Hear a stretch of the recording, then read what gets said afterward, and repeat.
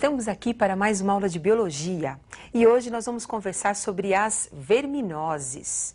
Verminoses são doenças causadas por vermes. Nós temos os vermes que apresentam uma estrutura cilíndrica e temos os vermes que apresentam uma estrutura achatada.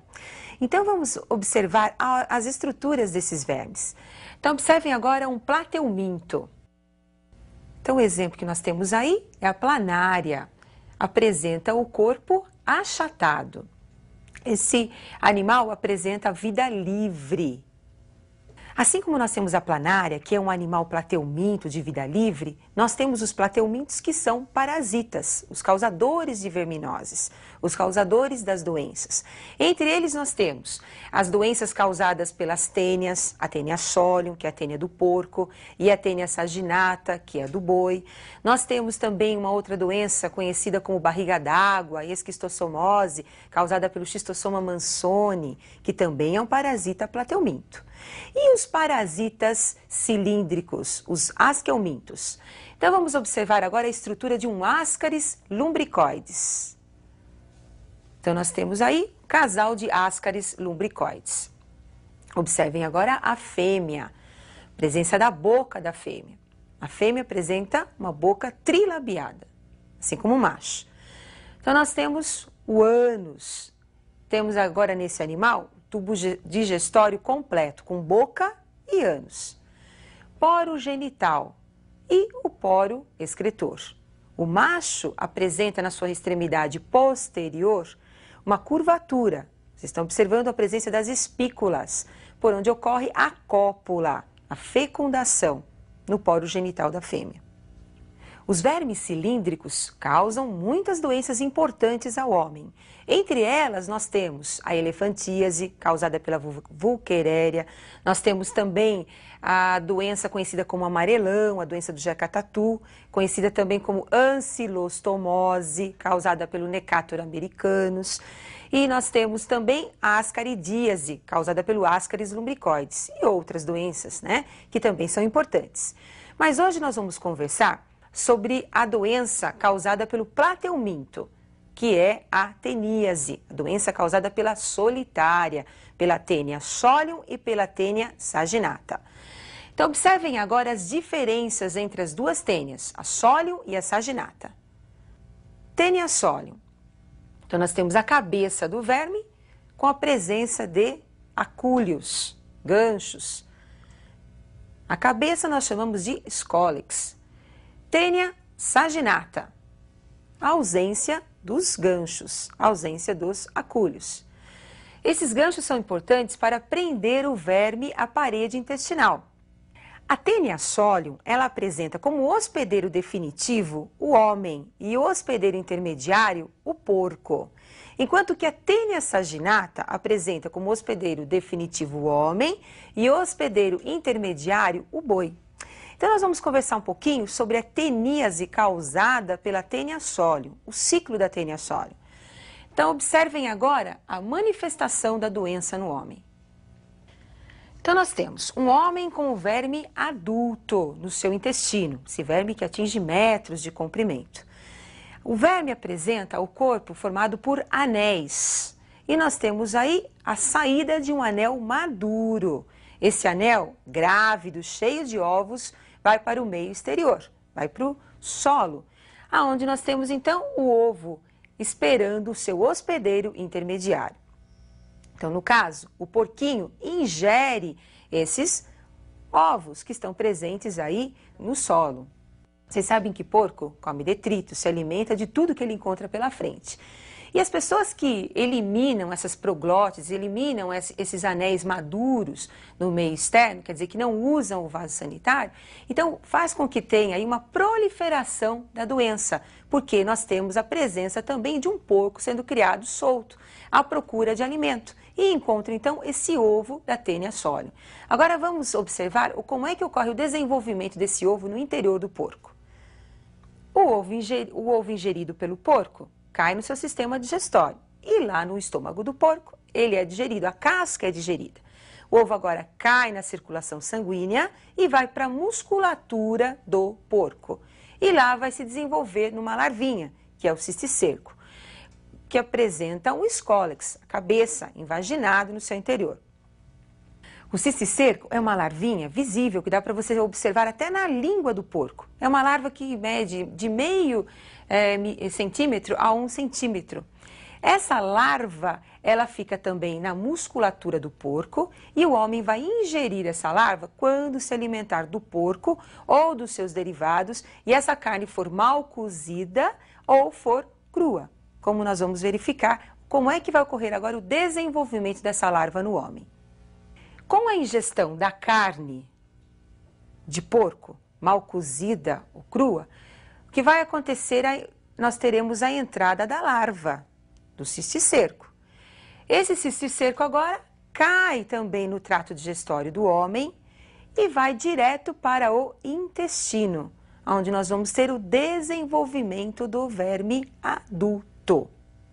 Esse verme agora, a Taenia solium, vai se desenvolver, como eu já falei para vocês, no intestino do homem, atingindo metros de comprimento e começa então agora a ter o desenvolvimento dos seus anéis grávidos. Nos anéis desse verme nós vamos encontrar a parte feminina e a parte masculina. Então nós temos os ovários e nós temos também a produção dos gametas masculinos, fecundando os óvulos e dando origem então agora a um útero cheio de ovos. Como esse anel fica muito pesado, ele acaba sendo eliminado. Então, apesar do verme estar eliminando esses anéis grávidos, ele ainda está vivo no intestino, preso, agarrado à parede intestinal, continua o seu processo de reprodução. Lembrando então que esse verme ele é hermafrodita, ele tem a parte feminina e masculina em cada anel, por isso a grande produção de ovos. Agora, essa doença que eu acabei de descrever é a teníase. Nós temos o verme adulto no intestino do homem. Mas uma doença mais grave provocada pela Taenia solium é a cisticercose. É uma doença em que o homem faz o papel do porquinho. O homem é o hospedeiro intermediário. Como é que isso pode acontecer? Quando o homem ingerir ovos da Taenia solium.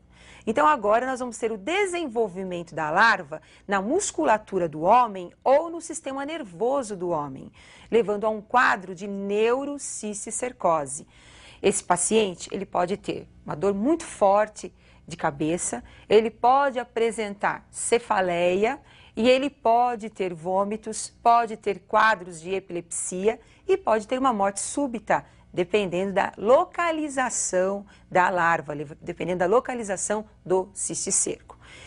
Como é que o homem ingere os ovos? Os alimentos contaminados ou através do que nós chamamos de autoinfestação.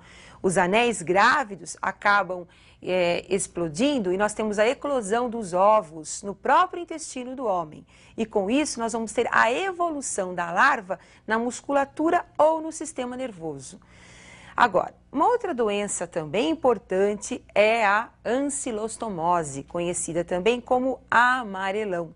Aqui no Brasil, essa doença chegou através de dois causadores, o Necator americanus e o Ancylostoma duodenale. Então, nós vamos conversar um pouquinho sobre o ciclo desses animais.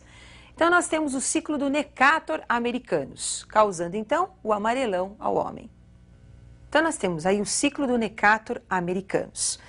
Então, imagine um paciente que está infectado pelo Necator. Esse verme fica no intestino, começa a ocorrer a sua oviposição. Então, o ovo é eliminado através das fezes. Esse ovo permanece no meio ambiente. Encontrando as condições ideais, ele acaba passando por um processo de evolução. Então, nós vamos ter dentro do ovo a evolução das larvas. Então, essas larvas agora sofrem a primeira mudança, a primeira muda dessa larva, formando então uma larva rabditoide. Em seguida, nós vamos ter, após 48 horas, a segunda muda, que é a larva conhecida como filarioide. E, posteriormente, 7 dias após a formação da filarioide, nós vamos ter a filarioide infestante. Então, esse ciclo da evolução da larva acontece no solo, no chão úmido. Essa evolução garante agora a penetração dessa larva, que pode ser uma penetração passiva ou ativa. Penetração ativa, pela pele, conhecida também como percutem. Penetração passiva, com os alimentos, pela boca, que nós chamamos de peros. No homem, a penetração ativa, através então do chão úmido, é a principal forma de transmissão da doença. Crianças que pisam nesse chão contaminado com as larvas descalças acabam adquirindo a doença e vamos ter um quadro de evolução do verme no seu interior. Então, observem agora a evolução. Com a entrada do verme pela pele, o que nós vamos ter então? Esse verme cai na circulação sanguínea, da circulação sanguínea vai para o coração e para os pulmões, aonde vai sofrer a terceira muda. Nos pulmões, ele agora passa para o trato, subindo pelos bronquíolos, passa para o trato digestório, passando pela traqueia e vai agora para o estômago. E do estômago para o intestino, onde vai sofrer a quarta muda. Se o verme penetrou pela boca, ele vai direto para o estômago e lá vai sofrer a terceira muda e a quarta muda no intestino. Então, no intestino agora, nós vamos ter o desenvolvimento do verme adulto, a oviposição posterior. Então, esses vermes adultos realizam a cópula, começam a produzir os seus ovos, que são eliminados pelas fezes, pelo indivíduo infectado. O principal sintoma da ancilostomose ou amarelão é a anemia ferropriva, é a anemia por falta de ferro. Lembrando que nós temos também o paciente com algumas complicações digestivas também, dependendo da quantidade de vermes que nós vamos encontrar no seu intestino. Agora, eu gostaria que você estudasse um pouquinho mais as outras verminoses, como a ascaridíase, a elefantíase, que é uma doença também importante, a enterobíase. Lembrando que a transmissão, o agente causador e a profilaxia são os pontos principais das verminoses. E eu aguardo você para o nosso próximo encontro com a biologia. Até mais, pessoal!